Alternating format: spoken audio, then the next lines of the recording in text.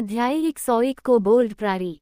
तांग Zen ने पवित्र dragon शहर के मामलों को सभी को सौंपने के बाद कुछ तैयारियां की और फिर अकेले ही शहर छोड़कर उस स्थान की ओर चल दिए जहां उन्होंने पिछली बार कोबोल्ड्स को मारा था। हालांकि यह मोटे तौर पर निर्धारित किया जा सकता है कि कोबोल्ड आसपास ही हैं, लेकिन अंतहीन जंगल इतना विशाल है जिसमें अनगिनत अजीब और छिपी हुई जगहें हैं, इसलिए कोबोल्ड के शिविर को ढूंढना आसान काम नहीं है। तांग झेन के पास चमत्कारी क्षमताएं हैं जो उसे आसानी से खतरे से बचने में सक्षम बनाती हैं, जिससे वह दुश्मन के ठिकानों की जासूसी करने के लिए सबसे उपयुक्त उम्मीदवार बन जाता है।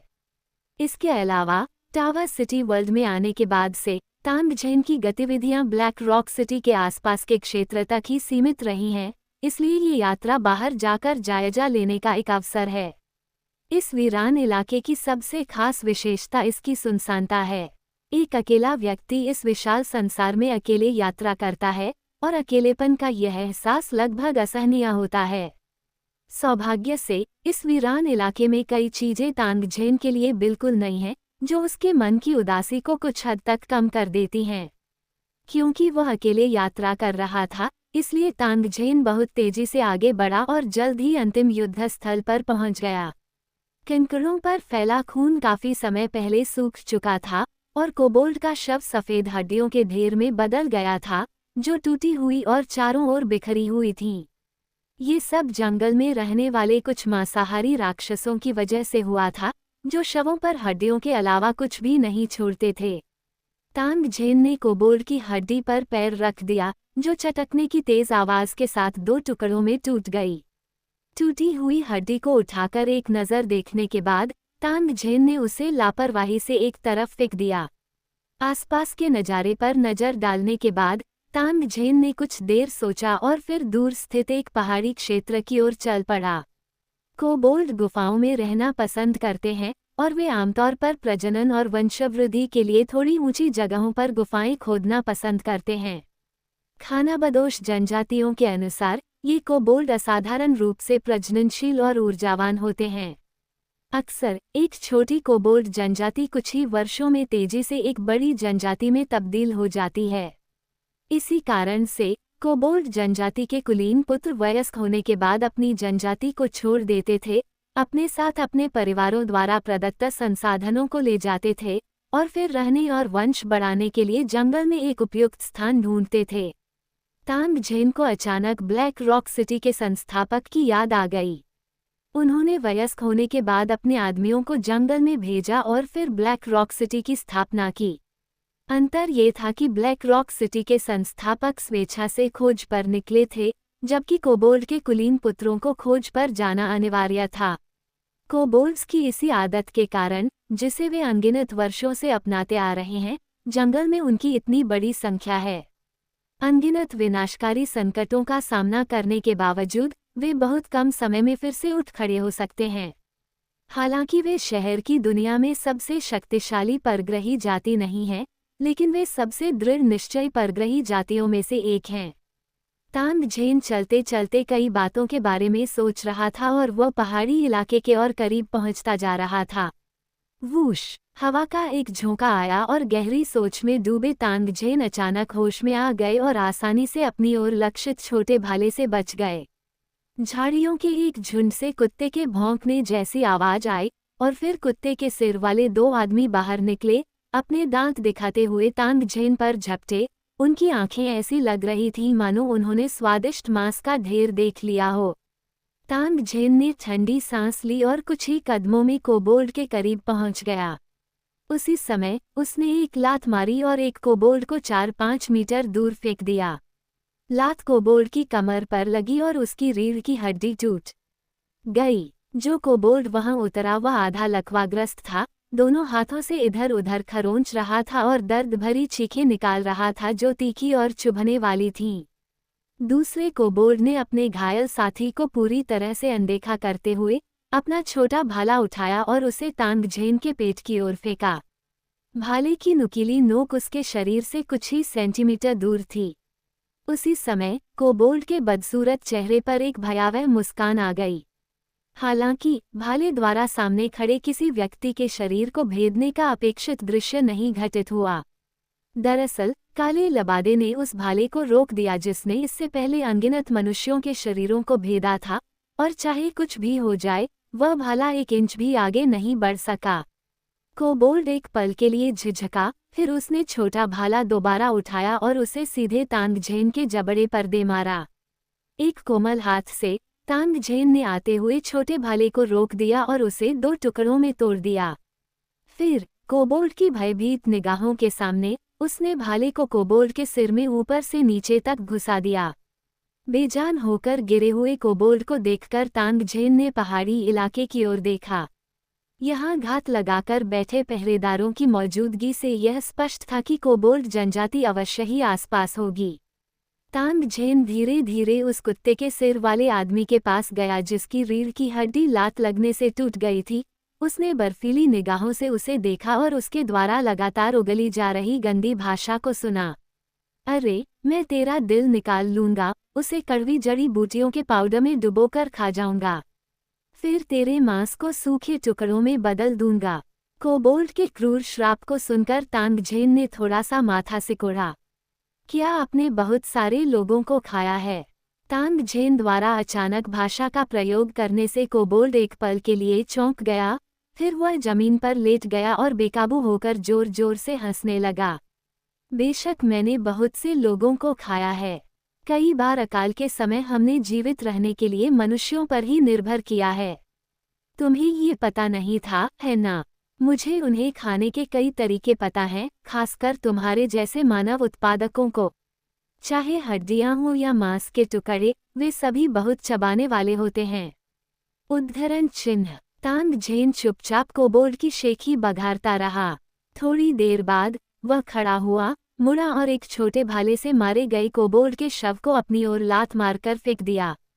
अभी भी बकवास कर रहे उस कोबोल्ड को देखने के लिए नीचे झुकते हुए तांगझेन ने बैंगनी बिजली की छोटी तलवार निकाली, कोबोल्ड के शव से मांस का एक टुकड़ा काटा, उसे बैंगनी बिजली की छोटी तलवार से उठाया और कोबोल्ड के सामने रख दिया।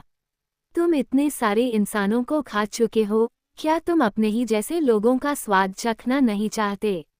ये सुनकर वह पागल कोबोल्ड प्रारी एक पल के लिए स्तब्ध रह गया, फिर उसकी आंखों में एक पागलपन भरी चमक दिखाई दी और उसने हताशा में अपना सिर आगे बढ़ाया, मानो वह तांगझेन की पिंडली को काट लेना चाहता हो। तांगझेन कोबोल्ड के गंदे मुंह से बचने के लिए थोड़ा पीछे हट गया, फिर हंसते हुए कोबोल्ड का सिर पकड़ा और मांस का टुकड़ा जबरदस्ती उसके मुंह में ठूंस दिया। कोबोल्ड बुरी तरह छटपटाने लगा, वूफ वूफ की आवाजें निकालने लगा और किसी भी कीमत पर अपना मुंह खोलने से इनकार कर दिया। अभी तो तुम खूब मजे कर रहे थे, लेकिन जब अपने ही साथियों को खाने की बात आई तो तुम तैयार नहीं हो। दुर्भाग्य से अब फैसला करने की बारी तुम्हारी नहीं है, तुम्हें खाना ही पड़ेगा, चाहे तुम्हें पसंद हो या न हो। तांगझेन ने ठंडी सांस ली, अपनी तलवार से कोबोल्ड के गालों को चीर दिया और फिर उसके अंदर मांस का एक पूरा टुकड़ा ठूंस दिया। मांस का टुकड़ा लगभग 2.5 मुट्ठी के बराबर था। कोबोल्ड उसे खाना नहीं चाहता था, लेकिन थूक भी नहीं सकता था। उसका मुंह खून से भरा हुआ था और वह घुट रहा था और अपना सिर हिला रहा था। उसकी आंखों में पागलपन की जगह डर के भाव आ गए थे। खाओ, तुम क्यों नहीं खा रहे हो? खाओ तो सही। तांगझेन गुर्राया और 2 और टुकड़े काटकर कुत्ते के सिर वाले आदमी के मुंह में ठूंस दिए, जिससे उसका मुंह पूरी तरह भर गया। उसे घुटते और आंखें घुमाते हुए, लगभग दम घुटते हुए देखकर उसने धीरे धीरे अपना गुस्सा शांत किया और कुत्ते के सिर वाले आदमी की कमर से एक छोटी खोपड़ी निकाली। तांगझेन को पूरा यकीन था कि यह एक बच्चे की खोपड़ी है, जिसे अब कुत्ते के सिर वाले एक आदमी ने आभूषण के रूप में पहन रखा है। बच्चे का क्या हश्र हुआ होगा, इसकी आसानी से कल्पना की जा सकती थी। खोपड़ी की काली आंखों को कुछ क्षण तक घूरने के बाद तांगझेन नीचे बैठ गया और उसे जमीन में गहराई तक गाड़ दिया। उठते ही उसने मरते हुए कोबोल्ड को अनदेखा किया और आगे बढ़ने के लिए क्वांटम अदृश्यता अवरोध को सक्रिय कर दिया। जब तांगझेन उन झाड़ियों के पास से गुजरा जहां 2 कोबोल्ड संतरी छिपे हुए थे, तो उसने जमीन पर एक ढलान वाली गुफा देखी, जिसे उसने अनुमान लगाया कि वह कोबोल्ड संतरियों के आराम करने की जगह थी। हालांकि गुफा के चारों ओर बिखरी हुई खोपड़ियां तांगझेन को काफी विचलित कर गईं। पहाड़ी क्षेत्र में जंगली घास अपेक्षाकृत घनी थी, लेकिन केवल बजरी के मैदान की तुलना में। जैसे जैसे वह पहाड़ियों के करीब पहुंचता गया, उसे कोबोल्ड की गतिविधियों के अधिक से अधिक निशान दिखाई देने लगे, लेकिन साथ ही बिखरी हुई हड्डियों की संख्या भी बढ़ती गई। जब तांगझेन ने पहली बार ये दृश्य देखा तो उसकी आंखें क्रोध से भर गईं, लेकिन जैसे जैसे वह पहाड़ी क्षेत्र में गहराई तक जाता गया, उसकी आंखों में मौजूद क्रोध धीरे धीरे कम होता गया और उसकी जगह एक अटूट हत्या की मंशा ने ले ली। अध्याय 102 आयोजन में बाधा डालना और दिमाग की मन का चुराना। तांगझेन एक ऊंचे स्थान पर खड़ा था, जहां से नीचे का नजारा बहुत सुंदर दिख रहा था और वह आसपास के दृश्यों को आसानी से देख पा रहा था। पास ही एक समतल मैदान पर सैकड़ों कोबोल्ड चहल पहल कर रहे थे, मानो किसी गतिविधि की तैयारी कर रहे हों। बीच बीच में उनमें से एक कोबोल्ड, जो उनका नेता प्रतीत होता था, भौंकता और चिल्लाता था, जिससे माहौल काफी जीवंत हो उठता था। पास ही एक बड़ा बर्तन था, जिसमें खाना पक रहा था। एक व्यक्ति नग्न अवस्था में जमीन पर लेटा हुआ था, उसकी जान खतरे में थी। तांगझेन ने अपने चारों ओर बिखरी हड्डियों और बर्तन में उबलते तेल को देखा और उसके होंठ हल्के से फड़फड़ाए। पूरे इलाके का धीरे धीरे जायजा लेते हुए तांगझेन ने देखा कि पास के एक टीले पर कई सटी हुई गुफाएं थीं और कोबोल्ड समय समय पर उनमें से कुछ लेकर अंदर बाहर आते जाते रहते थे। दो बेहद ताकतवर कोबोल्ड एक गुफा की रखवाली कर रहे थे। दोनों की कमर पर एक एक बड़ा चाकू और हाथ में एक एक छोटा भाला था। उन्होंने किसी भी कोबोल्ड को पास आने से मना किया और धमकी दी कि अगर कोई पास आया तो वे उससे पीटेंगे। तांगझेन ने कुछ देर तक गुफा के प्रवेश द्वार को घूरते हुए ये निष्कर्ष निकाला कि यह कोबोल्ड्स का खजाना कक्ष था, जिसमें इस जनजाति द्वारा लाई गई मूल्यवान वस्तुएं और संभवतः शहर के नींव के पत्थर और मस्तिष्क के मनके भी मौजूद होंगे। कोबोल्ड जनजाति द्वारा अपने शहरों के निर्माण में उपयोग किए जाने वाले आधारशिला पत्थर मनुष्यों द्वारा उपयोग किए जाने वाले पत्थरों से भिन्न होते हैं। ये पत्थर जंगली मीनारों से नहीं आते, बल्कि उनके मुख्य शहर, जिसे वे पवित्र नगर कहते हैं, की आधारशिला से अलग किए जाते हैं। बलिदानों के माध्यम से इन अलग किए गए आधारशिला पत्थरों को निरंतर उन्नत करने के बाद इन्हें फिर से अलग किया जाता है और जनजाति छोड़कर चले गए कोबोल्ड जनजाति के कुलीन पुत्रों को दे दिया जाता है। कोबोल्ड ऐसा इसलिए करते हैं क्योंकि पवित्र शहर की नींव से अलग होकर बनी ये नगर निर्माण नींव ही उनके लिए सबसे उपयुक्त गुण रखती हैं। बढ़ी हुई प्रजनन क्षमता। केवल अनेक संतानें पैदा करके और अधिक संतानों का पालन पोषण करके ही कोबोल्ड जाति का अस्तित्व सुनिश्चित किया जा सकता है। तांगझेन को उन विचित्र मूलभूत गुणों में कोई दिलचस्पी नहीं थी, उसे तो शहर के निर्माण के दौरान बलिदान के लिए इस्तेमाल होने वाले मस्तिष्क के मोतियों में ही रुचि थी। शहर बन जाने के बाद प्रारंभिक बलिदान के लिए 10,000 मस्तिष्क के मोतियों की आवश्यकता होती थी, और चूंकि उसे वे मिल गए थे, इसलिए उन्हें न लेने का कोई कारण नहीं था। इसके अलावा तांगझेन को पता चल गया था कि ये कोबोल्ड शहर के निर्माण की तैयारी कर रहे थे, और प्रगति को देखते हुए बलि समारोह संभवतः आज ही आयोजित किया जाएगा। तांगझेन ने मन ही मन सोचा, क्या संयोग है, अगर ये कोबोल्ड्स अपना किलाबंद शहर बनाने और फिर उसकी रक्षा करने में सफल हो जाते हैं, तो हमला करना बेहद मुश्किल हो जाएगा और बेवजह जानमाल का नुकसान होगा। तांगझेन ऐसा दृश्य बिल्कुल नहीं देखना चाहता था। अब उसे स्थिति का अवलोकन करना था और सही समय आने पर कार्रवाई करनी थी। यही सोचकर तांगझेन जमीन पर बैठ गया और बिना कुछ बोले कोबोल्डों के समूह को इधर उधर भागते हुए देखता रहा। वो कई घंटों तक वहीं बैठा रहा।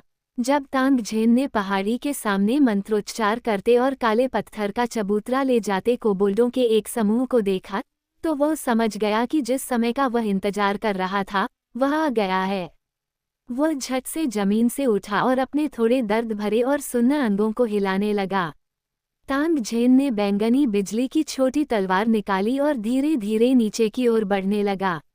वह एक ऐसे क्षेत्र में पहुंचकर रुक गया जो मानचित्र पर पूरी तरह से दिखाई देता था। वो बहुत करीब जाने की हिम्मत नहीं कर रहा था, क्योंकि क्वांटम अदृश्यता अवरोध ध्वनि और गंध को नहीं रोक सकता था।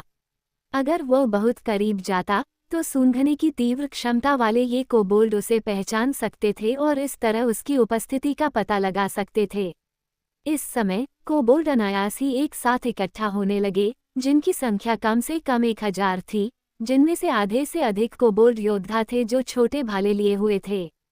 कुछ ही समय बाद अन्य कोबोल्डों की तुलना में कहीं अधिक सुरुचिपूर्ण ढंग से कपड़े पहने एक लंबा कोबोल्ड धीरे धीरे गुफा से बाहर निकला और कई कोबोल्डों द्वारा घुटने टेककर की गई पूजा के बीच काले पत्थर के चबूतरे के सामने पहुंचा। इस कोबोल्ड के रूप रंग को देखकर लगता है कि वो इस कोबोल्ड जनजाति का मुखिया होगा। इस समय पत्थर के चबूतरे के सामने खड़ा कुत्ते के सिर वाला सरदार अपने चेहरे पर घमंड भरी मुस्कान लिए खड़ा था। वो अपने हाथ ऊपर उठाकर मंत्रों का जाप कर रहा था। अनुवादक के माध्यम से तांग झेन स्पष्ट रूप से सुन सकता था कि यह नगर निर्माण से पहले किया जाने वाला एक प्रार्थना समारोह था और अगला चरण मस्तिष्क की माला का बलिदान करना था। कुछ ही समय बाद कुत्ते के सिर वाले सरदार ने अपनी छाती से एक आधारशिला निकाली, उसे पत्थर के चबूतरे पर रखा, एक तेज चाकू से अपनी उंगली काटी और उस पर अपना खून टपकाया। उसी समय भारी सुरक्षा वाली गुफा से 10 कोबोल्ड निकले, जिनमें से प्रत्येक के पास एक भारी चमड़े का थैला था और वे काले पत्थर के चबूतरे की ओर चल पड़े। अब काम करने का समय है। तांग झेन तुरंत कोबोल्ड्स के पास पहुंचा। जब वह उनसे केवल कुछ ही मीटर दूर था तो उसने अपने भंडार से 2 ग्रेनेड निकाले, एक कोबोल्ड सरदार पर और दूसरा घुटनों के बल बैठे कोबोल्ड पर एक साथ फेंका। अचानक प्रकट हुआ ग्रेनेड जमीन पर गिरा, जिससे कोबोल्डों में अफरा तफरी मच गई। कोबोल्ड सरदार के चारों ओर मौजूद कई रक्षकों ने तुरंत प्रतिक्रिया दी और सरदार की रक्षा करते हुए तेजी से सूंघने लगे और पलक झपकते ही उन्होंने तांग झेन का पता लगा लिया। हालांकि इससे पहले कि वे कुछ कर पाते, दोनों ग्रेनेड तुरंत फट गए, जिससे इतनी तेज आवाज हुई कि कान बहरे हो गए और वहां जमा हुए कोबोल्ड्स ने चीखों की एक श्रृंखला निकाल दी। तांग झेन द्वारा फेंके गए 2 ग्रेनेडों से कम 1 दर्जन कोबोल्ड मारे गए, जिनमें कोबोल्ड सरदार के गार्डों में से एक भी शामिल था और अनगिनत अन्य घायल हो गए। कोबोल्डों में मची अफरा तफरी को देखकर तांग झेन ने एक पल भी संकोच नहीं किया। वो हवा के झोंके की तरह चमड़े के थैले लिए हुए 10 कोबोल्डों की ओर दौड़ा और अपनी तलवार से चमड़े के थैलों को कसकर पकड़े हुए एक कोबोल्ड की भुजाओं पर वार किया। बैंगनी बिजली की छोटी तलवार इतनी तेज थी कि तांग झेन द्वारा एक ही वार में उसकी दोनों भुजाएं काट दिए जाने के बाद भी कुत्ते के सिर वाले उस व्यक्ति को कोई दर्द महसूस नहीं हुआ। उसने केवल अपनी कटी हुई भुजाओं को देखकर दर्द भरी चीख निकाली। तांग झेन ने हाथ के इशारे से चमड़े के थैले को, जो अभी भी दोनों कटे हुए हाथों से कसकर पकड़ा हुआ था, अपने भंडारण स्थान में भेज दिया। ये देखकर चमड़े के थैले लिए हुए अन्य कोबोल्ड तुरंत मुड़े, अपने थैले कंधों पर टांगे और गुफा में भाग गए। शेष कोबोल्ड, जो उस अफरा तफरी से उबर चुके थे, उन्होंने अपनी सूंघने की तीव्र शक्ति का उपयोग करके तांग झेन का पता लगाया और चमड़े के थैले लिए हुए कोबोल्डों के पीछे खड़े होकर तांग झेन को थैला चुराने से रोकने का प्रयास किया। कोबोल्ड सरदार अपने खून बहते हुए नेत्र को हाथ से ढके हुए था और अपने लोगों पर दहाड़ रहा था। तांग झेन स्पष्ट रूप से समझ गया था कि उसका इरादा हर कीमत पर तांग झेन को पकड़ना था। कोबोल्ड सरदार के चारों ओर मौजूद कोबोल्ड रक्षकों ने तांग झेन की पीठ पर छोटे भाले फेंके। तांग झेन ने नक्शे में ये सब देख लिया था, इसलिए वह तुरंत बच गया। परिणामस्वरूप भाले तांग झेन के ऊपर से निकल गए और कई कोबोल्डों को जमीन पर गिरा दिया। ये सभी कोबोल्ड रक्षक लगभग दूसरे स्तर के थे और उनके द्वारा फेंके गए भाले बेहद घातक थे। काले लबादे से सुरक्षित होने के बावजूद तांग झेन लापरवाही करने की हिम्मत नहीं कर रहा था। चमड़े के थैले लिए हुए कोबोल्डों को दूर जाते देख तांग झेन चिंतित हो गया और उसने तुरंत अपनी स्वचालित राइफल निकाली और अपने सामने मौजूद किसी भी चीज पर अंधाधुंध गोलियां चलाईं। गोलियों की भारी बौछार ने कोबोल्डों को बड़ी संख्या में गिरा दिया, लेकिन कोबोल्ड सरदार की दहाड़ के साथ ही और भी अधिक निडर कोबोल्ड तुरंत गोलियों से साफ किए गए रास्ते पर आ गए और फिर बेपरवाह होकर तांग झेन पर टूट पड़े।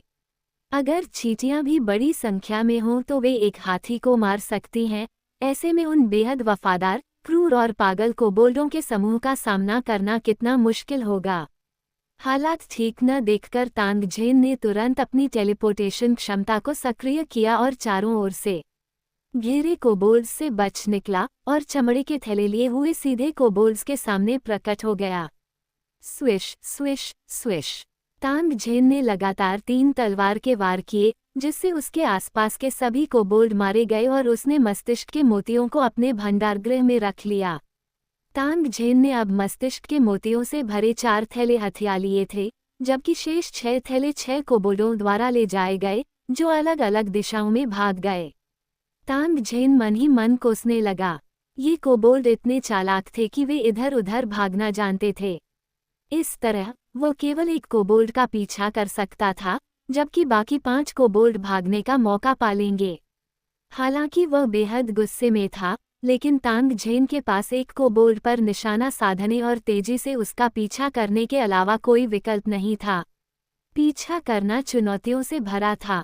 असाधारण रूप से तेज सूंघने की क्षमता वाले कई कोबोल्ड्स के नेतृत्व में लगातार छोटे भाले उस पर दागे जा रहे थे, जिनमें से कई भाले लगभग तांगझेन के चेहरे पर लग गए। घबराकर उसने भालों से बचने के लिए अपनी गति दोगुनी कर दी। हालांकि इतनी तेज गति शारीरिक शक्ति पर बहुत अधिक दबाव डालती है। तांगझेन ने जिस कोबोल्ड पर निशाना साधा था, उसे मारने के लिए बहुत बड़ा जोखिम उठाया था, जिसके बाद उसकी शारीरिक शक्ति लगभग समाप्त हो चुकी थी। इन परिस्थितियों में अगर वह और देर तक रुका रहता तो ये बेहद खतरनाक होता। तांगझेन ने चमड़े के थैले लिए हुए कोबोल्डों पर अनिच्छा से एक नज़र डाली और तेजी से दूर हट गया। अध्याय 103 पीछा और विशाल वृक्ष। तांगझेन हौंफते हुए भागने की कोशिश कर रहा था, मानो वह मरने ही वाला हो। उसे याद आया कि पिछली बार जब वह इतनी दयनीय हालत में भागा था, तब एक 3 सिर वाला लाश राक्षस सैनिक उसका पीछा कर रहा था, और वे सभी चौथे स्तर के राक्षस थे। इस बार पीछा करने वाले परग्रही कोबोल्ड थे, जिनमें से सबसे उच्च स्तर का कोबोल्ड भी केवल स्तर 2 का था, लेकिन उनकी संख्या 4 या 500 थी। इन सभी कोबोल्डों की आंखें खून से लाल थीं, ऐसा लग रहा था मानो वे तांगझेन को नोच नोच कर मार डालना चाहते हों। वे दौड़ते और चीखते हुए अपने हाथों में पकड़े छोटे भाले बेताब होकर घुमा रहे थे। उनके पास तांगझेन से नफरत करने का निश्चित रूप से कारण था। आखिरकार उसने कोबोल्ड्स के दिलों में पवित्र शहर निर्माण बलिदान अनुष्ठान को नष्ट कर दिया। शहर के निर्माण के दौरान बलिदान किए गए मस्तिष्क के मोतियों को चुरा लिया और अपने कई साथी कोबोल्ड्स को मार डाला। इनमें से कोई भी बात प्रतिशोधी कोबोल्ड्स के लिए उसे जान से मारने के लिए काफ़ी है। जंगल में रहने वाले कोबोल्ड बहुत तेज दौड़ते हैं। उनके कई शिकार थक जाने पर कोबोल्ड द्वारा पकड़कर मार दिए जाते हैं। अब वे तांगझेन से आगे निकलने की कोशिश कर रहे हैं। तांगझेन को उनकी साधना का स्तर 3 था, लेकिन सैकड़ों क्रोधित कोबोल्डों के सामने वह भी शक्तिहीन था। आखिरकार तथाकथित साधना दमन केवल आमने सामने की लड़ाई में ही कारगर होता है। वह आसानी से दूसरे स्तर के कोबोल्ड को मार सकता था, लेकिन दूसरे स्तर के कोबोल्डों के समूह के सामने वह केवल अफरा तफरी में भागने को मजबूर था। भाग जाना तांगझेन का तरीका नहीं था। इस दौरान उसने दुश्मन को परेशान करने के लिए ग्रेनेड और राइफल से गोलीबारी की, और यहाँ तक कि अपने फ़ोन पर इंफ्रासाउंड तकनीक का भी इस्तेमाल किया, लेकिन फिर भी वह कोबोल्ड्स के उस समूह को नहीं रोक सका जो मानो पागल हो गए थे और अपनी जान जोखिम में डालने को तैयार थे। इसके अलावा जब भी वह हमला करने के लिए मुड़ता, उस पर छोटे छोटे भालों की बौछार हो जाती। अगर वह जरा भी धीमा होता तो भाले उसे लग जाते। हालांकि उसका काला लबादा भालों को रोक सकता था, फिर भी उसके पूरे शरीर पर असहनीय दर्द होता था।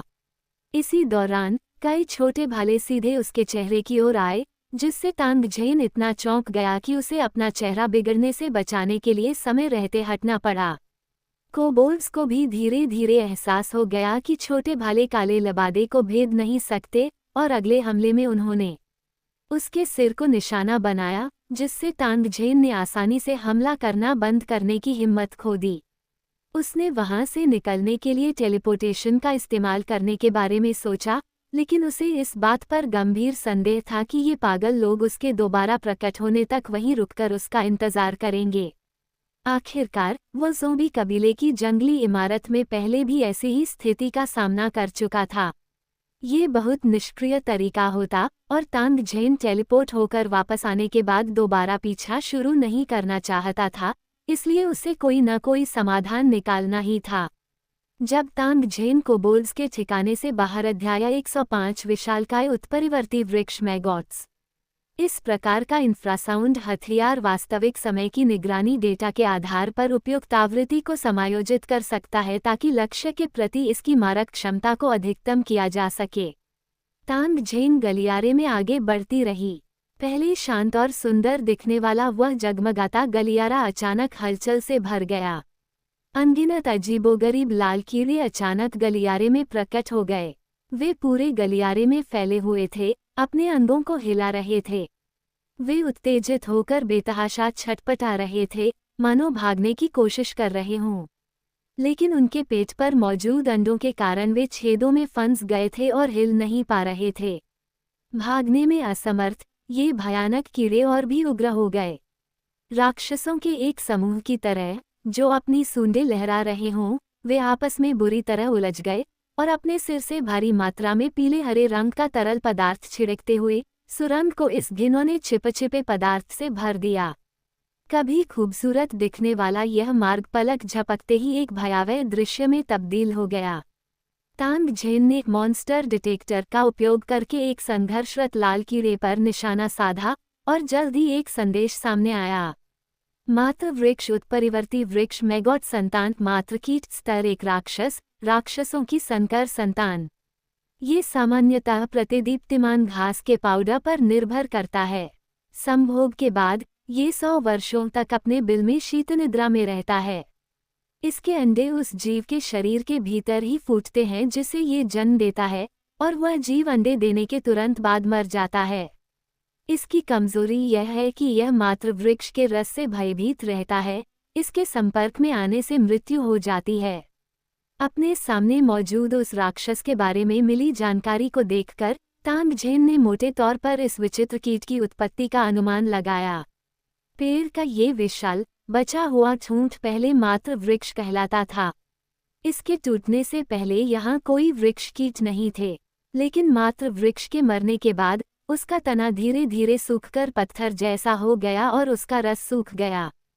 फिर ये वृक्ष कीट जो मात्र वृक्ष के रस से डरते हैं, उस जगह पर कब्जा कर लिया और उस क्षेत्र में भटकने वाले जीवों का शिकार करके अपनी संख्या बढ़ाते रहे। जब तांग झेन सोच विचार कर रहा था, तब तक इन विकृत वृक्ष कीटों की सारी शक्ति समाप्त हो चुकी थी।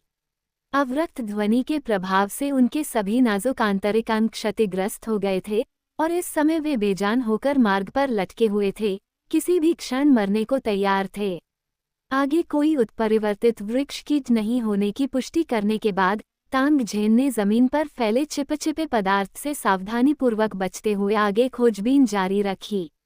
जब वह चिपचिपे पदार्थ से भरे एक बड़े क्षेत्र से गुजरा तो उसे अचानक एक विचार आया और उसने अपने भंडारण स्थान से एक पात्र निकालकर उस अत्यधिक लकवाग्रस्त करने वाले चिपचिपे पदार्थ को इकट्ठा करना शुरू कर दिया। तांग झेन चलते चलते बार बार रुकता था। जब भी उसे चमकीली घास के पास कोई छेद दिखता, वह बिना किसी झिझक के अवरक्त ध्वनि का उपयोग करके उसे साफ कर देता ताकि उस पर इन विकृत वृक्ष कीटों का हमला न हो। तांग झेन चलते चलते रुक रुक कर आगे बढ़ रहा था। उसे पता ही नहीं था कि वो कितनी देर से चल रहा है। आखिरकार उसे नक्शे पर एक बड़ा खाली इलाका मिला। ध्यान से देखने पर उसने पाया कि वह अनजाने में पेड़ के ठूंठ के शिखर तक पहुंच गया था। तांग झेन का मनोबल बढ़ा और वह तुरंत निकास द्वार की ओर दौड़ा। पलक झपकते ही उसका दृश्य खुल गया। यह एक विशाल क्षेत्र था जो विशाल टूटे हुए मात्र वृक्षों के तनों से घिरा हुआ था, मानो इसे घेरने वाली पर्वत चोटियां हों। केवल केंद्र में एक खुला मैदान था। हालांकि जब तांग झेन ने अपनी नज़र खुले मैदान के केंद्र की ओर घुमाई तो उसकी पुतलियां थोड़ी सिकुड़ गईं। मैदान के बीचों बीच 4-5 पेड़ के कीड़े अनगिनत गुना बड़े आकार में लहरा रहे थे। हर एक की मोटाई 4-5 मीटर और लंबाई 10 मीटर थी। ऐसा लग रहा था मानो उन्हें तांगझेन की उपस्थिति का आभास हो गया हो, क्योंकि वे इसी दिशा में लहरा रहे थे और उनके सिर से समय समय पर चिपचिपा तरल पदार्थ टपक रहा था। कभी कभी वृक्षों पर रहने वाले कीड़े अपने मुंह से चिपचिपा तरल पदार्थ निकालते थे। वृक्षों पर रहने वाले कीड़ों की संतानों के लकवाग्रस्त करने वाले प्रभावों की तुलना में ये पूर्वज कीट कहीं अधिक भयावह थे, क्योंकि उनके द्वारा छिड़का गया चिपचिपा तरल पदार्थ अत्यधिक संक्षारक था और आसानी से जमीन में बड़े बड़े गड्ढे बना सकता था। शायद उनके पेट में मौजूद कृमि के अंडों के कारण ये वृक्ष के लावा भी उन छेदों को छोड़ने में असमर्थ होते हैं जिनमें वे रहते हैं, और केवल व्यर्थ में अपने अंगों को हिला सकते हैं, जो बेहद क्रूर और भयानक प्रतीत होते हैं।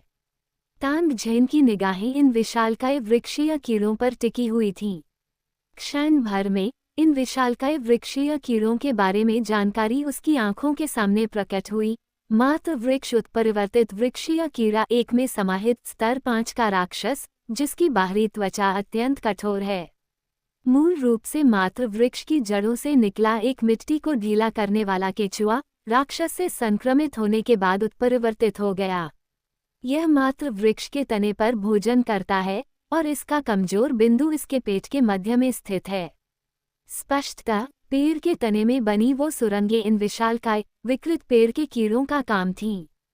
किसी अज्ञात कारण से उनके शरीर आपस में जुड़ गए थे, जिससे एक बहुसिर वाला राक्षस बन गया था। हालांकि इससे उनकी युद्ध शक्ति में और भी वृद्धि हुई, जिससे उनसे निपटना और भी मुश्किल हो गया। इन विकृत वृक्ष कीटों के बारे में जानकारी देखकर तांगझेन को सिर दर्द होने लगा, क्योंकि ये अब तक देखे गए सबसे कम खतरनाक उच्च स्तरीय राक्षस थे। जब तक आप उनकी आक्रमण सीमा के करीब नहीं जाते, तब तक कोई खतरा नहीं था। हालांकि अगर वो इस लेवल 5 के राक्षस को मार देता है, तो वो आसानी से लेवल 4 के साधक के पद पर पहुंच सकता है, एक ऐसा प्रलोभन जिसका विरोध करना तांगझेन के लिए मुश्किल है। तांगझेन ने कुछ देर तक उस विकृत पेड़ के कीड़े को घूर कर देखा, फिर दांत पीसते हुए कहा, किस्मत बहादुरों का साथ देती है, इसलिए उसने इसे करने का फैसला किया। ये सोचकर तांगझेन ने तुरंत अपनी राइफल निकाली और पेड़ के कीड़े पर अंधाधुंध फायरिंग शुरू कर दी। गोलियों की तीखी आवाज गूंजी और वे बार बार कीड़े के विशाल शरीर पर लगी, लेकिन उसे जरा भी नुकसान नहीं पहुंचा सकी। हालांकि तांगझेन की हरकतों से पेड़ के कीड़े क्रोधित हो गए और उस पर तेजी से संक्षारक तरल थूकने लगे। तांगझेन ने फुर्ती से चकमा देकर उस भयानक तरल को अपने शरीर पर गिरने से बचा लिया। राइफल से किया गया हमला अप्रभावी देखकर तांगझेन ने आरपीजी रॉकेट लॉन्चर निकाला, इस उम्मीद में कि 40 मिलीमीटर कैलिबर और 3 से 400 मिलीमीटर की कवच भेदन क्षमता वाला ये शक्तिशाली हथियार उत्परिवर्तित वृक्ष मैगॉट्स को मार सकता है। बूम! जैसे ही आग भड़की, रॉकेट उत्परिवर्तित वृक्ष कीट की ओर तेजी से बढ़ा और पलक झपकते ही उसके शरीर के एक हिस्से से टकरा गया। एक जोरदार विस्फोट हुआ, जिसकी गूंज सूखे पेड़ों के ठूंठों से भरी घाटी में सुनाई दी। रॉकेट के हमले से क्षतिग्रस्त विकृत वृक्ष कीट कोई आवाज नहीं निकाल सका, लेकिन उसकी तीव्र छटपटाहट से संकेत मिला कि रॉकेट ने उसे क्षतिग्रस्त कर दिया था। उसके शरीर पर एक बड़ा घाव बन गया, जिससे आंतरिक अंगों के टुकड़ों से मिश्रित चिपचिपा पदार्थ लगातार धीरे धीरे बह रहा था। तांगझेन ने घायल रूपांतरित वृक्ष कीट को ध्यान से देखा और उसके घाव का बारीकी से निरीक्षण किया। कुछ देर बाद उसका चेहरा गंभीर हो गया, क्योंकि उसने स्पष्ट रूप से देखा कि घाव तेजी से भर रहा था। दरअसल रॉकेट से हुआ घाव कुछ ही मिनटों में पूरी तरह से ठीक हो गया था। विकृत वृक्ष कीट, जिसके घाव भर चुके थे, अब तांगझेन से घोर घृणा करने लगा था। वह उन्माद में आकर उस पर संक्षारक तरल पदार्थ उगलने लगा, मानो उसे पूरी तरह से नष्ट करके धूल में मिला देना चाहता हो, जिससे तांगझेन को उससे बचने के लिए वापस गलियारे में लौटना पड़ा। ये किस तरह का राक्षस है और हम इसे कैसे मार सकते हैं? तांगझेन ने लगभग न मिटने वाले उत्परिवर्तित वृक्ष के कीड़ों को देखा और थोड़ा परेशान महसूस किया। मॉन्स्टर डिटेक्टर के अनुसार इन विकृत वृक्ष कीटों का घातक अंग उनके पेट के मध्य में है, लेकिन उनका पेट उस छेद में छिपा हुआ है जिसमें वे रह रहे हैं। यदि तांगझेन उन पर हमला करना चाहता है, तो उसे उन्हें छेद से बाहर निकालने का रास्ता खोजना होगा। हालांकि तांग झेन द्वारा उत्परिवर्तित वृक्ष कीट पर आसानी से हमला करने का कारण पूरी तरह से ये था कि उसका शरीर छेद में फंसा हुआ था और अपनी मूल स्थिति से हिल नहीं पा रहा था। यदि वृक्ष कीट मुक्त हो जाता तो वह निश्चित रूप से तांग झेन का पीछा करता, इसलिए उसे उस छेद से बाहर निकलने से रोकना अत्यंत आवश्यक था। तांग झेन ने गहन चिंतन किया और इस तरह के परेशानी पैदा करने वाले उत्परिवर्तित वृक्ष कीट का सामना करते हुए वह अपने विचार बदलने लगा। क्यों न हम अभी यहाँ से चले जाएं और इन वृक्षों के कीड़ों से निपटने का तरीका ढूंढने के बाद वापस आएं। यही सही रहेगा।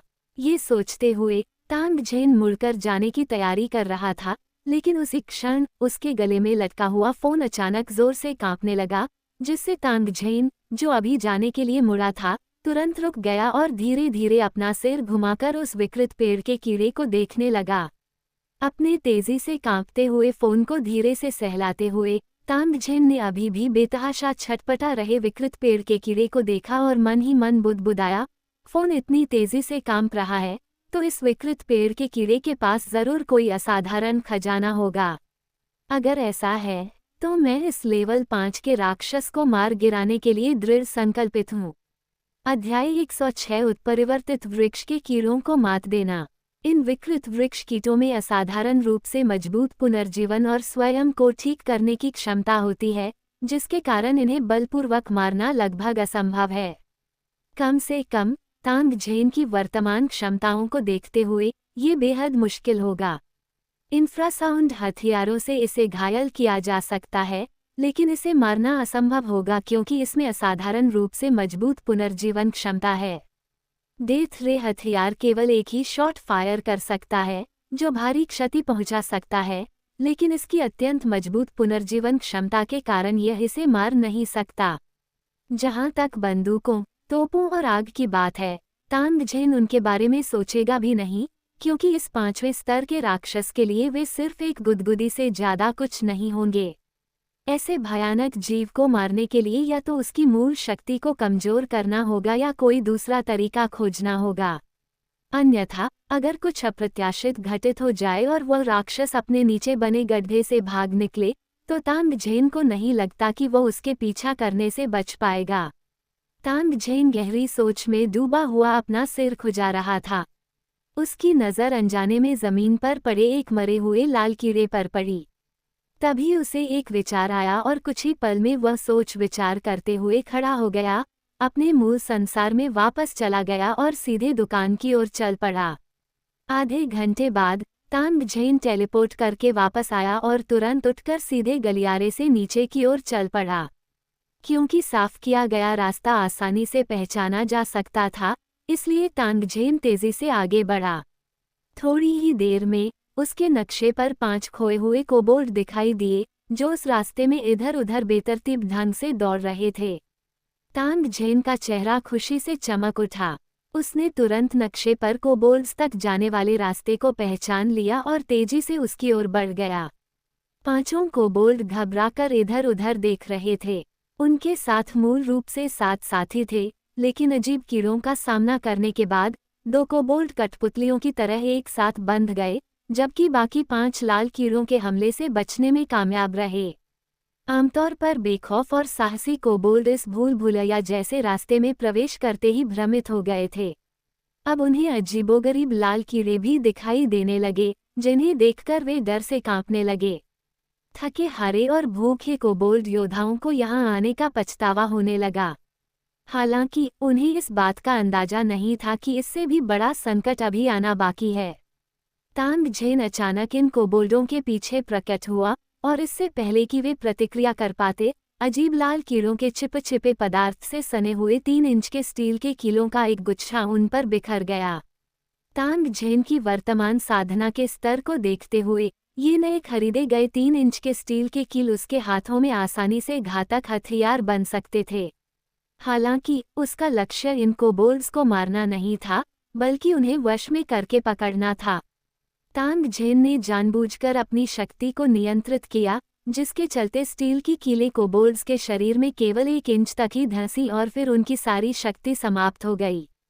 उसी समय कीलों पर मौजूद लकवाग्रस्त करने वाला लाल कीड़े जैसा चिपचिपा पदार्थ अपना असर दिखाने लगा, जिससे कीलों से ढके हुए पांचों कोबोल्ड्स मूर्तियों की तरह जमीन पर गिर पड़े।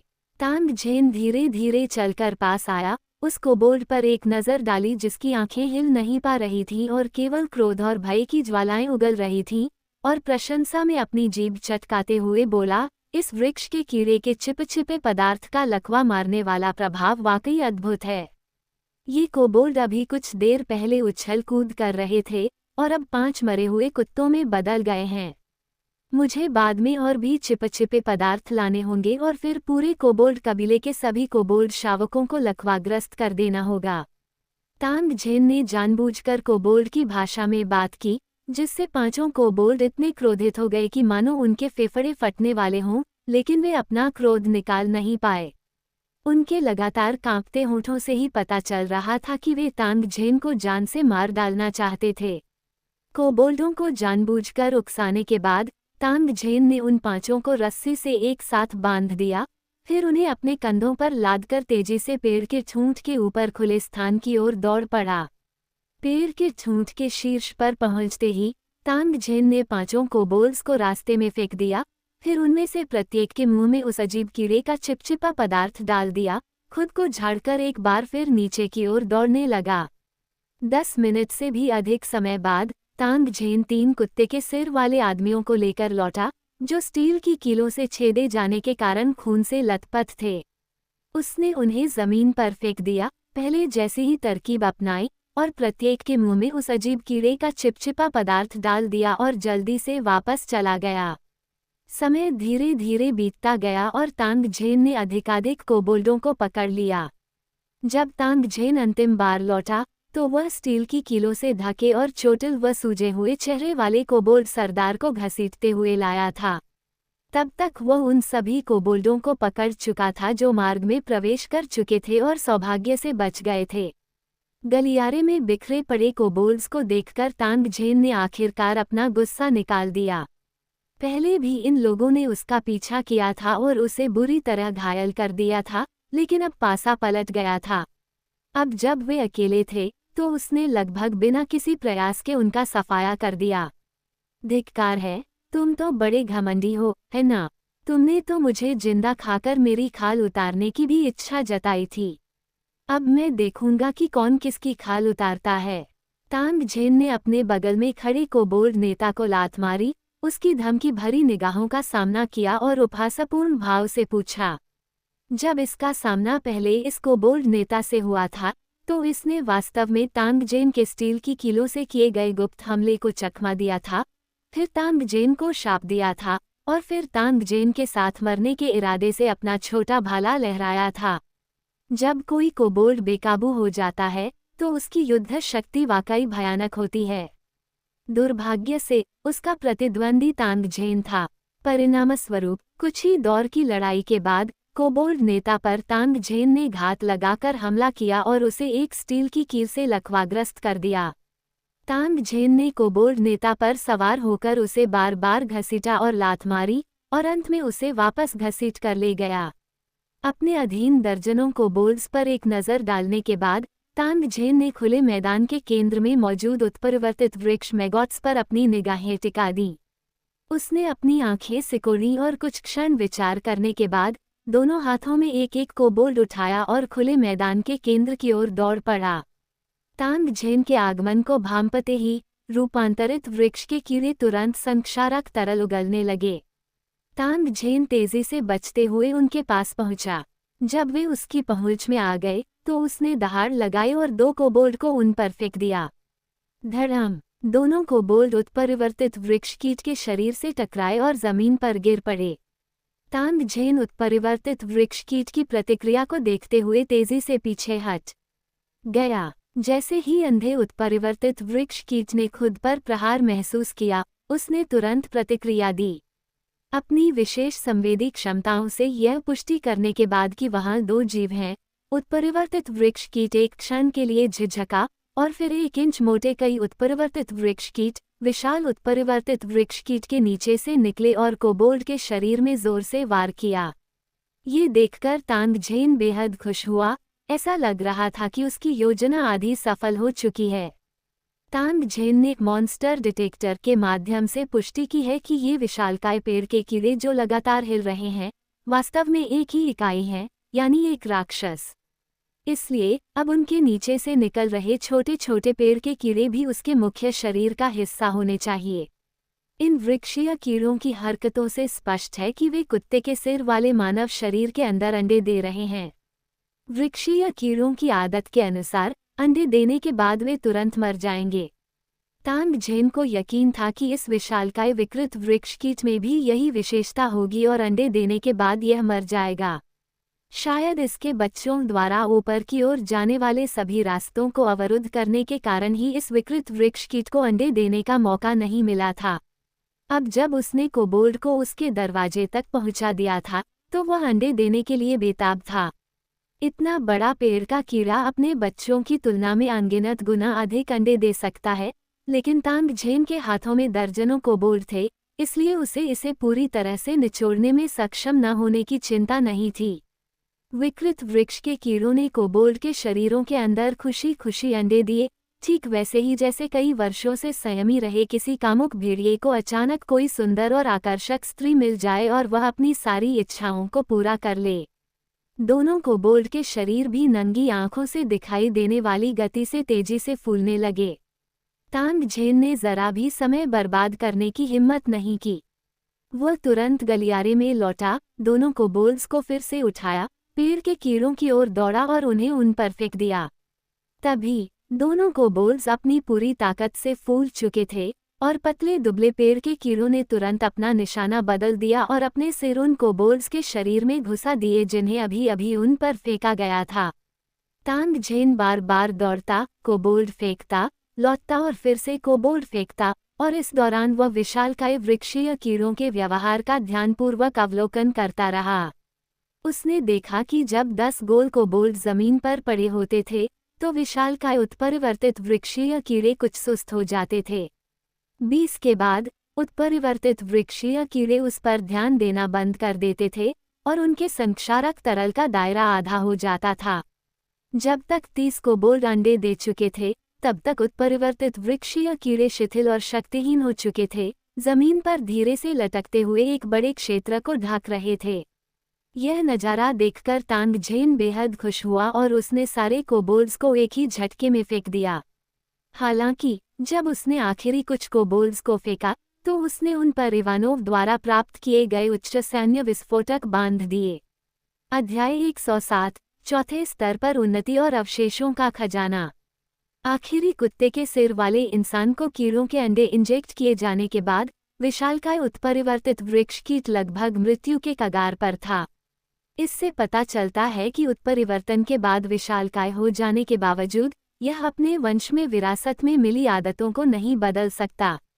तांगझेन जानता था कि वह विशालकाय पेड़ के कीड़े के स्वाभाविक रूप से मरने का इंतजार नहीं कर सकता, क्योंकि इससे उसके सारे प्रयास व्यर्थ हो जाएंगे।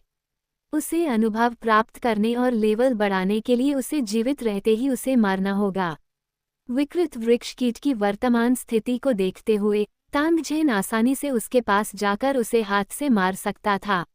हालांकि सावधानी बरतते हुए तांगझेन ने रास्ता साफ करने के लिए विस्फोटकों का उपयोग करने का विकल्प चुना, ताकि उसे सीधे मार सके। यदि वो विस्फोट से बच जाता, तो वो उसे पूरी तरह से समाप्त करने का अवसर पा सकता था। अन्यथा यदि इस उत्परिवर्तित वृक्ष कीट में अंतिम हताश हमले के लिए अभी भी ताकत बची है, तो तांगझेन को निश्चित रूप से भारी नुकसान उठाना पड़ेगा। जैसे ही तांगझेन ने धीरे से बटन दबाया, अचानक एक जोरदार धमाका हुआ। शक्तिशाली सैन्य विस्फोटक बेहद शक्तिशाली था और एक विशाल आघात तरंग चारों ओर फैल गई, जिससे धुआं और धूल का गुबार उठा, जिसकी गूंज वृक्षों से भरी घाटी में गूंजती रही। वायु विस्फोट के प्रभाव से बचते हुए तांगझेन ने उत्परिवर्तित वृक्ष के कीड़ों की स्थिति का अवलोकन किया। विकृत वृक्ष कीट वास्तव में अपनी अंतिम सांसें ले रहा था। विस्फोट की लहर ने उसके अंगों को अनगिनत टुकड़ों में फाड़ दिया।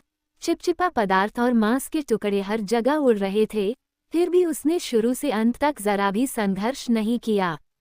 ये देखकर तांगझेन का दिल बैठ गया। क्या ऐसा हो सकता है कि विस्फोटकों को उड़ाने से पहले ही उत्परिवर्तित वृक्ष कीट मर गया हो? उसके मन में संदेह अभी उठा ही था कि अचानक असीम शक्ति उसके अंगों और हड्डियों में भर गई।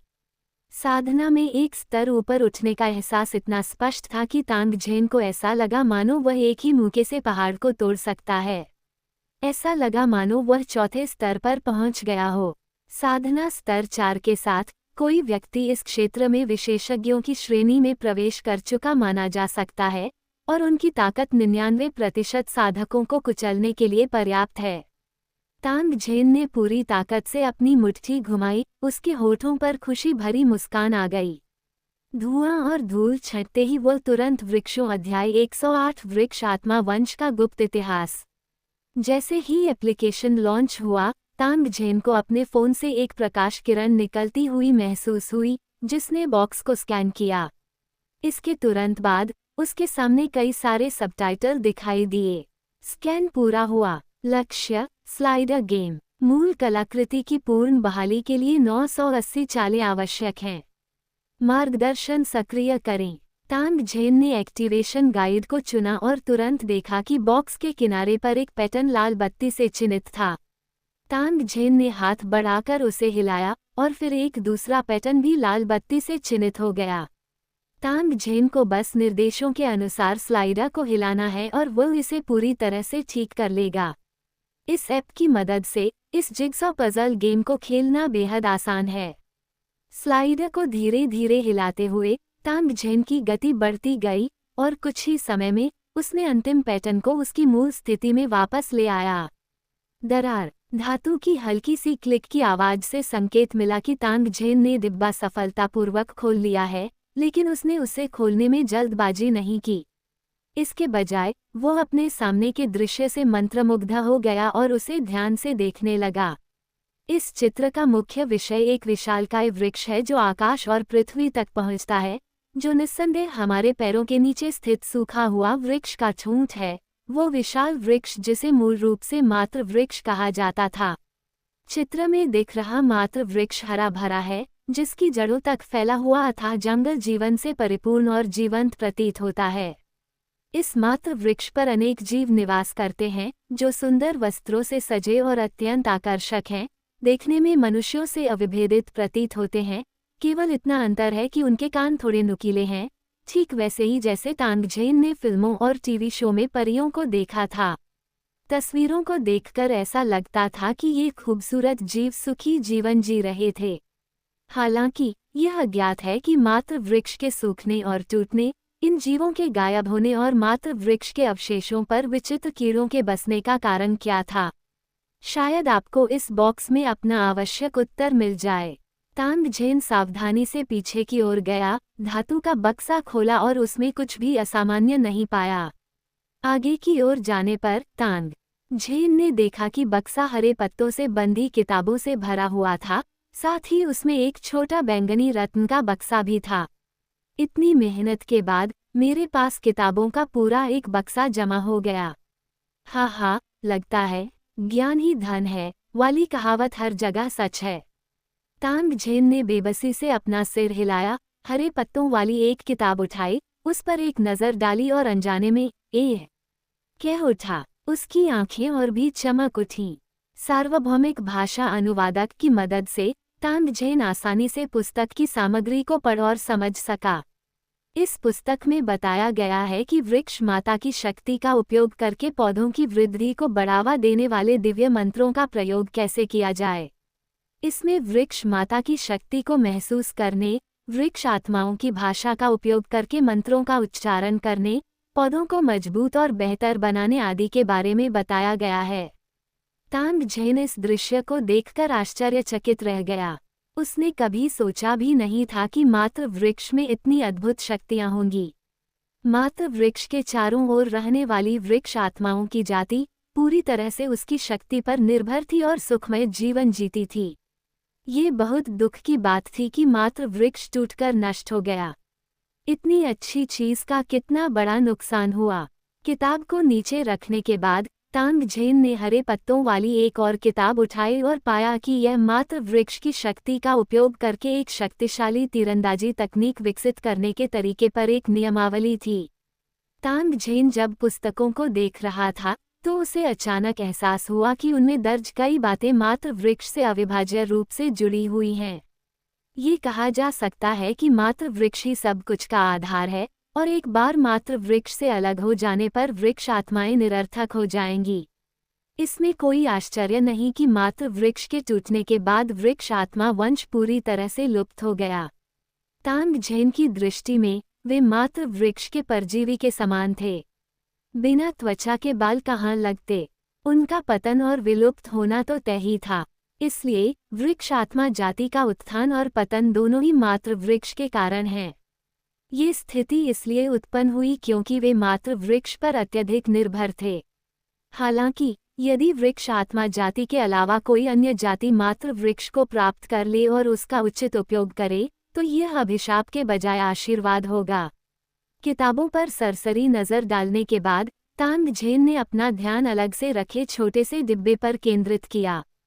कुछ देर सोचने के बाद उसने उत्सुकता से धीरे धीरे डिब्बा खोला।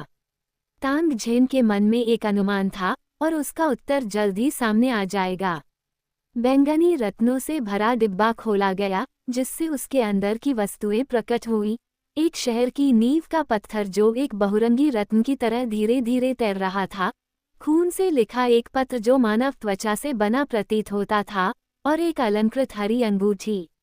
इन तीनों चीजों को देखकर तांगझेन का दिल जोर से धड़कने लगा। उसने हाथ बढ़ाकर खून से लिखी हुई मानव चमड़ी की किताब को उठाया और उसकी जांच करने लगा। मैं युए लैंगफेंग हूँ, मदर ट्री टॉवर सिटी का नगर स्वामी। जब आप मेरी त्वचा पर लिखा ये पत्र देखें तो मेरा मानना है कि आपने उत्परिवर्तित वृक्ष कीटों को मार डाला है और वृक्ष आत्मा वंश के वंशजों के लिए मेरे द्वारा छोड़ी गई संपत्ति प्राप्त कर ली है। भविष्य के वंशजों, मैं एक अयोग्य नगर स्वामी हूँ। हमारा मात्र वृक्ष लुचेंग हजारों वर्षों से हमारा पालन पोषण करता रहा है, लेकिन अंत में यह मेरे हाथों नष्ट और चकनाचूर हो गया। इसलिए जिस क्षण लुचेंग का मात्र वृक्ष चकनाचूर हुआ, मुझे अपनी मृत्यु से इसका प्रायश्चित करना चाहिए।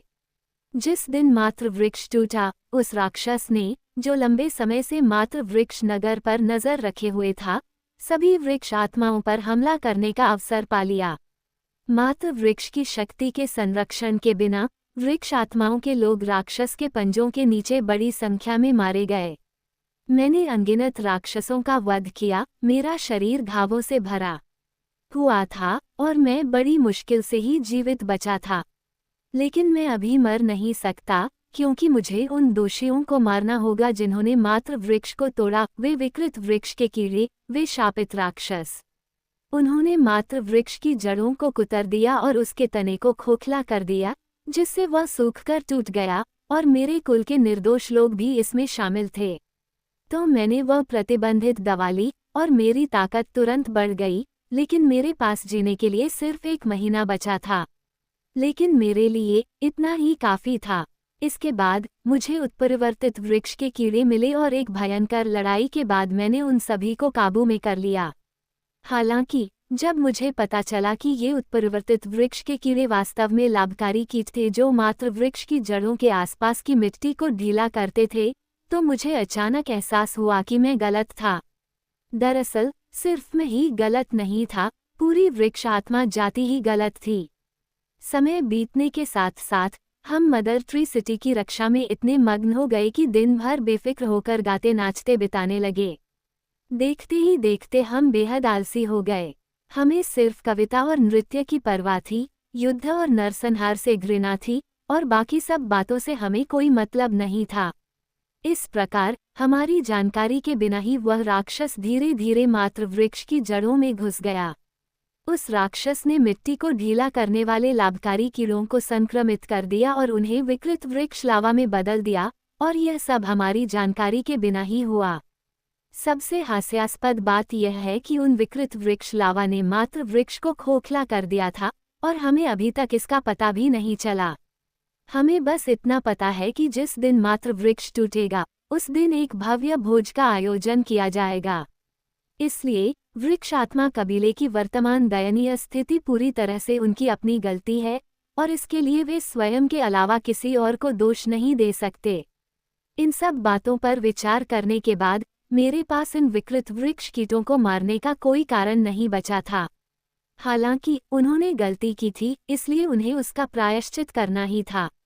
अतः मैंने उन्हें वृक्ष आत्मा वंश की विरासत की रक्षा करने का अधिकार देने का निर्णय लिया, जो मात्र वृक्ष नगर की आधारशिला और मात्र वृक्ष की शक्ति का उपयोग करने का तरीका है। इस पैतृक खजाने को पाने के लिए उस वृक्ष के तने से होकर गुजरना होगा जिसकी रखवाली उन विकृत वृक्ष कीटों के वंशज करते हैं। वे वृक्ष आत्मा वंश के अलावा किसी भी प्राणी पर हमला करेंगे। मैंने इन विशालकाय विकृत वृक्ष कीटों को वश में कर लिया है, जो इस पैतृक खजाने की रक्षा करेंगे। वृक्ष आत्मा वंश का कोई सदस्य उनके पास आते ही वे स्वयं को नष्ट कर लेंगे और फिर खजाना अपने वंश को सौंप देंगे। यह एक रक्षात्मक उपाय है जिसे मैंने विशेष रूप से व्यवस्थित किया है, ताकि वृक्ष आत्मा वंश के लोग आकर मात्र वृक्ष नगर का पुनर्निर्माण कर सकें और उसे उसकी पूर्व गौरवशाली स्थिति में वापस ला सकें। विकृत वृक्ष कीटों को नियंत्रित करने वाली कलाकृति हमारे वृक्ष आत्मा कुल की एक दिव्य कलाकृति है, जिसे वृक्ष आत्मा जंजीरें कहा जाता है। इन्हें खोलने का मंत्र वृक्ष आत्मा की भाषा में ताला और बंद है। मेरे द्वारा छोड़ी गई अंगूठी पहनने वाला प्रत्येक वृक्ष आत्मा इसका आसानी से उपयोग कर सकता है। जब तक आप ये पत्र पढ़ेंगे तब तक मैं मर चुका होऊंगा। कृपया मेरी गलतियों को न दोहराएं। Mother tree tower city, moonlit peak के नगर स्वामी के अंतिम शब्द। ये देखकर तांगझेन ने राहत की सांस ली और धीरे से युए लैंगफेंग की त्वचा पर लिखी वसीयत को हटा दिया। फिर उसने उसमें से अंगूठी निकाली और उत्परिवर्तित वृक्ष कीट के अवशेषों पर सार्वभौमिक भाषा अनुवादक का प्रयोग करते हुए वृक्ष आत्मा की भाषा में चिल्लाया, इसे हटा दो। हरे प्रकाश की एक चमक दिखाई दी और 10 मीटर लंबी वृक्ष आत्मा की श्रृंखला तेजी से तांगझेन की ओर बढ़ी। उसी समय ये तेजी से सिकुड़ गई, अंततः अंगूठी के चारों ओर लिपटे पतले हरे धागों की तरह हो गई। अंगूठी को सहलाने के बाद तांगझेन ने शहर के उस चमकदार आधारशिला को रख दिया। युए लैंगफेंग की इच्छा के अनुसार जब तक इस आधारशिला का बलिदान शहर के निर्माण में किया जाता है, तब तक एक नया मात्र वृक्ष उगाया जा सकता है। या यूं कहें कि मात्र वृक्ष एक विशेष शहर जैसी संरचना है और वृक्ष आत्माएं इसके निवासी हैं। अध्याय 109 ज़ेड के सिक्के बनाना। मात्र वृक्ष नगर इतिहास बन चुका है और मात्र वृक्ष का बचा हुआ ठूंठ वर्षों से अनगिनत तूफानों का सामना कर चुका है। क्या इस निर्जन वन में वृक्ष आत्मा वंश का कोई वंशज अभी भी शेष है, यह अब अज्ञात है। चाहे वृक्ष आत्मा कुल के वंशज हो या न हो, चांदनी चोटी पर छोड़ी गई ये सभी चीजें पहले से ही तांगझेन की हैं। यदि एक दिन वे इन पर दावा करने आते हैं तो तांगझेन उन्हें जाने का आदेश देने में जरा भी संकोच नहीं करेगा। बीता हुआ कल बीत चुका है और तांगझेन को इस कहानी के सही गलत से कोई लेना देना नहीं है। उसे सिर्फ इस बात की परवाह है कि शहर का यह महत्वपूर्ण हिस्सा उसे कितना लाभ पहुंचा सकता है। इस मात्र वृक्ष की शक्ति अपार है। यदि इसका निर्माण और उन्नयन किया जाए तो निस्संदेह तांगझेन को दीर्घकाल में भारी लाभ प्राप्त होगा। मात्र वृक्ष की शक्ति का उपयोग दैनिक जीवन और सैन्य मामलों दोनों में किया जा सकता है। फिलहाल ध्यान देने वाली बात यह है कि दोनों नगर भवनों के निर्माण के बाद उनके उन्नयन के लिए आवश्यक संसाधन अत्यंत अधिक होंगे। दरअसल कुछ शक्तिशाली शहरों में अक्सर विशेष गुणों वाले कई सहायक शहर होते हैं। समस्या यह है कि ये पुराने शहर पहले से ही बहुत शक्तिशाली होते हैं और अक्सर इनका इतिहास 1000 साल से भी अधिक पुराना होता है। सहायक शहरों का ध्यान रखते हुए मुख्य शहर का विकास करना बहुत मुश्किल नहीं है। हालांकि सीमित संसाधनों या कम इतिहास वाले नवनिर्मित शहरों के लिए मुख्य शहर का विकास करते समय सहायक शहरों के विकास के लिए संसाधनों का आवंटन करना कुछ हद तक मुश्किल हो जाता है। उदाहरण के लिए ब्लैकरॉक शहर को ही ले लीजिए। इसका इतिहास लगभग 1000 साल पुराना है, फिर भी आज तक इसमें केवल एक ही मुख्य शहर है जो चौथे स्तर का है और इसने कभी कोई सहायक शहर नहीं बनाया है। तांग झेन को यह मानने से सख्त इनकार था कि ब्लैकरॉक शहर में संसाधनों की कमी है, लेकिन सहायक शहर न बनाने के केवल दो ही कारण हैं। पहला, वे केवल अपने मुख्य शहर को मजबूत करना चाहते हैं और नहीं चाहते कि सहायक शहर उनके सीमित संसाधनों को साझा करें। दूसरा, उन्हें अभी तक सहायक शहर के लिए कोई उपयुक्त आधारशिला नहीं मिली है। किसी शहर की नींव के पत्थरों के गुणों का निर्धारण करने का एकमात्र तरीका उन्हें नष्ट की गई शहर की दीवारों से प्राप्त करना या खाली कराए गए अवैध भवनों के विवरण का विश्लेषण करना है। तांग झेन ने शहर बसाने से पहले नींव के पत्थर के गुणों के बारे में कुछ नहीं जाना था। शहर के सफलतापूर्वक बन जाने के बाद ही उन्हें पता चला कि उनके शहर के गुण भूत बैंक से जुड़े हुए हैं। ये कहना मुश्किल था कि यह अच्छा था या बुरा, लेकिन ऐसा लग रहा था जैसे कोई जुआ खेल रहा हो। इसलिए स्पष्ट विशेषताओं वाला उच्च गुणवत्ता वाला नगर निर्माण पत्थर व्यापार मंच पर खगोलीय कीमतों पर नीलाम किया जा सकता है। ऐसा इसलिए है क्योंकि इससे अचानक बड़ी रकम मिलने का जोखिम टल जाता है। आखिर बुद्धि तो यूं ही नहीं बन जाती। नगर निर्माण करते समय राक्षसों के आक्रमणों के लिए भी तैयार रहना चाहिए। इसलिए इसका उपयोग करने से पहले सावधानी बरतनी चाहिए। जो भी व्यक्ति नींव के पत्थरों की विशेषताओं को पहचानने की क्षमता रखता है, वह निश्चित रूप से बहुत धनवान हो जाएगा। तांग झेन ने मात्र वृक्ष की नींव का पत्थर एक तरफ रख दिया। वृक्ष निर्माण के बारे में वह बाद में निर्णय लेगा। अभी उसे मात्र वृक्ष की जड़ों तक जाना था, क्योंकि पुस्तक में दर्ज जानकारी के अनुसार मात्र वृक्ष की जड़ों में बहुमूल्य खनिज और रत्न एकत्रित करने की क्षमता होती है। वृक्ष की आत्माएं अक्सर इन्हें एकत्र और संसाधित करती थीं। अब जब मात्र वृक्ष मृत हो चुका था, तो उसे पता नहीं था कि उसमें रत्न बचे भी हैं या नहीं। तांग झेन को नीचे जाने वाले रास्ते की अच्छी जानकारी थी, इसलिए वह तेजी से आगे बढ़ा। वह नीचे पहुंचकर थोड़ी देर रुका और अंत में नीचे जाने के लिए एक चौड़ा रास्ता चुना। इंफ्रासाउंड का उपयोग करके रास्ता साफ करते हुए तांग झेन रुक रुक कर चलता रहा, जब तक कि वह अंततः उस भूमिगत गहराई तक नहीं पहुंच गया जहां मात्र वृक्ष की जड़ें स्थित थीं। उसके सामने का दृश्य घोर विनाश का था। ये स्पष्ट था कि मात्र वृक्ष की जड़ों को उत्परिवर्तित वृक्ष कीटों द्वारा बुरी तरह से क्षतिग्रस्त कर दिया गया था और मात्र वृक्ष की टूटी और खंडित जड़ें भूमिगत क्षेत्र में बिखरी हुई थीं। तांग झेन ने इलाके का जायजा लिया और मलबे में नाखून के आकार के कई रंगों के कुछ रत्न और अलग अलग रंगों के कुछ धातु के कण देखे, जिनमें से प्रत्येक का आकार लगभग एक सोयाबीन के बराबर था। तांग झेन ने अपने आसपास देखे सभी रत्नों और धातु के कणों को इकट्ठा किया। अप्रत्याशित रूप से उसने अपने सामने एक चिकनी दीवार देखी। करीब से देखने पर उसने पाया कि तथाकथित दीवार वास्तव में पीले जैद का एक विशाल टुकड़ा था। पीले रंग के जैद पत्थर का ये टुकड़ा लगभग एक घर के आकार का था। ये नर्म, चिकना और गर्म था, जिस पर बैंगनी रंग की महीन बालों जैसी नसें उभरी हुई थीं। ये देखने में बेहद खूबसूरत था। तांग झेन ने इसे अपनी बैंगनी बिजली की छोटी तलवार से काटा और पाया कि इसकी कठोरता धातु से कम नहीं थी और यह बेहद मजबूत भी था। हो सकता है कि यह वस्तु जैद पत्थर हो ही न, बल्कि कोई विशेष चीज हो। तांग झेन जैद के बारे में ज्यादा नहीं जानता था और टावर सिटी वर्ल्ड में मिलने वाले जैद के बारे में तो उसे और भी कम जानकारी थी। हालांकि इस पीले जैद को देखकर उसे ब्रेन बीड की जगह लेने के लिए सिक्का ढूंढने की अपनी समस्या याद आ गई। उसे लगा कि उसके सामने मौजूद ये वस्तु सिक्के बनाने के लिए आदर्श सामग्री है। ये देखने में सुंदर है और इसकी नकल करना आसान है, और सबसे महत्वपूर्ण बात यह है कि तांग झेन को ये पसंद है। हालांकि वस्तु अच्छी होने के बावजूद इसे काटना और सिक्कों में बदलना एक समस्या है। सौभाग्य से तांग झेन ने पहले से ही तैयारी कर रखी थी, अन्यथा उन्हें इस पीले जैद से सिक्के बनाने का विचार नहीं आता, क्योंकि उन्होंने ऐप स्टोर में एक बहुत ही उपयुक्त एप्लीकेशन देखा था।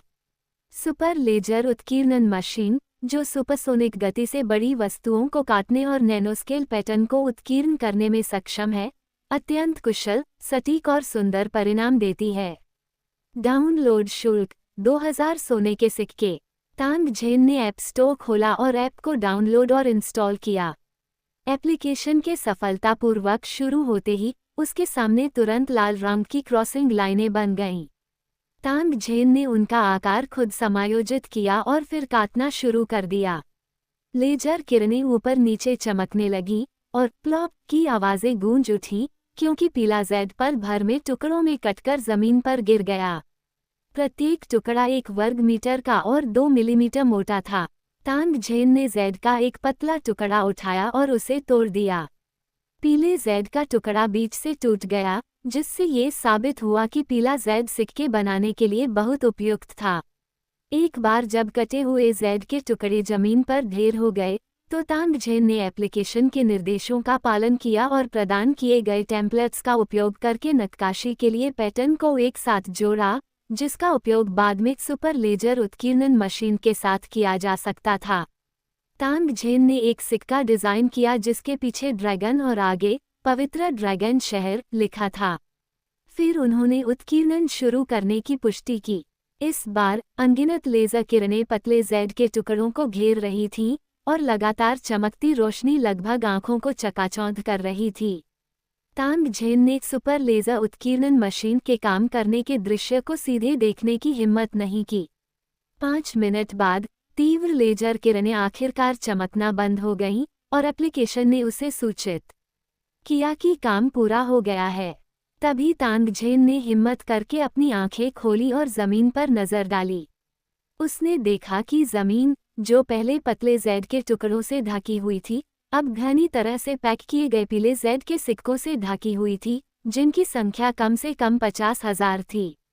तांग झेन ने एक सिक्का उठाकर उसकी जांच की और पाया कि उस पर की गई नक्काशी बेहद उत्कृष्ट थी। पैटर्न सजीव लग रहा था और देखने में बहुत ही नाजुक था। तांग झेन ने संतुष्टि से सिर हिलाया और फिर सभी सिक्कों को इकट्ठा करने के लिए हाथ हिलाया। हालांकि तांग झेन की जरूरतों के लिए सिक्कों की संख्या काफी नहीं थी, इसलिए उसने काटना और तराशना जारी रखा। उसने रुकने से पहले इस प्रक्रिया को 5 बार दोहराया और इस तरह विशाल जेड पत्थर का एक छोटा सा हिस्सा इस्तेमाल हो गया। बचे हुए जेड पत्थर को मिट्टी से ढकने के बाद तांग झेन ने अपने कपड़े झाड़े, उठा और भूमिगत गुफा से बाहर निकलकर सतह पर स्थित गुफा के प्रवेश द्वार पर पहुंच गया। इस समय गुफा के प्रवेश द्वार के सामने कुछ कोबोल्ड अभी भी बैठे हुए थे। तांग झेन को बाहर आते देख वे तुरंत उस पर टूट पड़े। बैंगनी बिजली की छोटी तलवार लिए तांग झेन ने पलक झपकते ही सभी कोबोल्डों को मार डाला और फिर पवित्र ड्रैगन शहर की दिशा में दौड़ पड़े। अध्याय 110 कीट चोर। विशाल निर्जन वन में तांग झेन पवित्र ड्रैगन शहर की ओर तेजी से बढ़ा। रास्ते में कुछ निम्न स्तर के राक्षसों ने उस पर हमला करने की कोशिश की, लेकिन उसने अपनी तलवार के एक ही वार से उन सभी को मार डाला। तांग झेन की साधना अब 4थे स्तर तक पहुंच चुकी है और कुछ निम्न स्तर के राक्षसों को मारना उसके लिए सहज है। हालांकि इन राक्षसों को मारने से उसकी साधना में कोई सहायता नहीं मिलती, इसलिए जब तक वे राक्षस मृत्यु को दावत न दे रहे हों, तांग झेन उनसे उलझता नहीं है। अचानक आगे से हथियारों के टकराने की आवाज आई। तांग झेन तुरंत रुक गया और आवाज की दिशा देखने के लिए उसने दूरबीन निकाली। थोड़ी देर बाद तांग झेन ने दूरबीन नीचे रख दी, उसके होठों पर एक अजीब सी मुस्कान आ गई और वह तुरंत युद्ध स्थल की ओर चल पड़ा। कंकड़ के मैदान पर लोगों के 2 समूह भयंकर लड़ाई में लगे हुए थे, जिसमें तलवारों और चाकुओं से लोग समय समय पर घायल हो रहे थे। खून बह रहा था और हर जगह चीखें गूंज रही थीं। तांग झेन ने एक समूह को पहचान लिया। ये ब्लैक रॉक सिटी के साधकों का दल था, जिसमें वर्दी पहने, तलवारें लिए हुए और युद्ध की रणनीति बनाए हुए 30 से अधिक लोग शामिल थे। दुश्मन का सामना करते समय वे व्यवस्थित प्रतीत हो रहे थे। दूसरा समूह काफी डरावना और विचित्र लग रहा था। इनकी संख्या 50-60 थी, जो ब्लैक रॉक सिटी के साधकों की संख्या से कहीं अधिक थी। ये सभी मगरमच्छ की खाल के समान मोटे काले चमड़े के कवच में लिपटे हुए थे और इनके अधिकांश हथियार लंबी तलवारें और चौड़ी तलवारें थीं। काले कवच वाले कुछ साधक 3 मीटर लंबे लाल हड्डी के भाले का इस्तेमाल करते थे। उनकी वर्दी, साजो सामान और हथियारों को देखकर स्पष्ट है कि ये लोग किसी संगठित बल से संबंधित हैं। बस ये स्पष्ट नहीं है कि ब्लैक रॉक सिटी के साधकों के साथ उनका टकराव क्यों हुआ, जिसके कारण संघर्ष की स्थिति उत्पन्न हुई। तांग झेन को सबसे ज्यादा हैरानी इस बात पर हुई कि काले कवच पहने इन साधकों के चेहरे नाक से ऊपर तक बुरी तरह विकृत थे, जो किसी भयानक राक्षस जैसे लग रहे थे। हालांकि करीब से देखने पर तांग झेन ने पाया कि इन साधकों के चेहरे एक अजीब तरह के कीड़े से ढके हुए थे। इन कीड़ों ने उनके सिर और चेहरे के ऊपरी आधे हिस्से को जकड़ रखा था और 1 दर्जन से ज्यादा तंतु कनपटी, सिर के पिछले हिस्से की हड्डी और बहुई बिंदु जैसे महत्वपूर्ण बिंदुओं को गहराई से भेद रहे थे। उनके माथे पर मौजूद 2 आधे फुट लंबे तंतु रुक रुक कर फड़फड़ा रहे थे। जब भी ये साधक भावनात्मक रूप से उत्तेजित होते हैं तो मुखौटे वाले कीड़ों के एंटीना जोर से कांपने लगते हैं, और जब भी ये साधक खतरे या मृत्यु के कगार पर होते हैं तो मुखौटे वाले कीड़े गहरे लाल रंग के हो जाते हैं। इसके तुरंत बाद साधक की शक्ति में नाटकीय रूप से वृद्धि होती है और वो पागल हो जाता है, तलवारों और चाकुओं से किए जा रहे वारों से पूरी तरह बेखबर, जो देखने में बेहद भयानक लगता है। तांग झेन ने तब एक साधक को देखा जिसका चेहरा ढकने वाला कीड़ा गहरे लाल रंग का हो गया था। वह अपने आंतों और आंतरिक अंगों को जमीन पर बिखेरते हुए ब्लैक रॉक सिटी के एक साधक की पिंडली को बुरी तरह से काट रहा था। तलवार से उसका सिर कट जाने के बाद भी वह तब तक कसकर पकड़े रहा जब तक कि चेहरे को ढकने वाले कीड़े का लाल रंग फीका नहीं पड़ गया और अंततः साधक की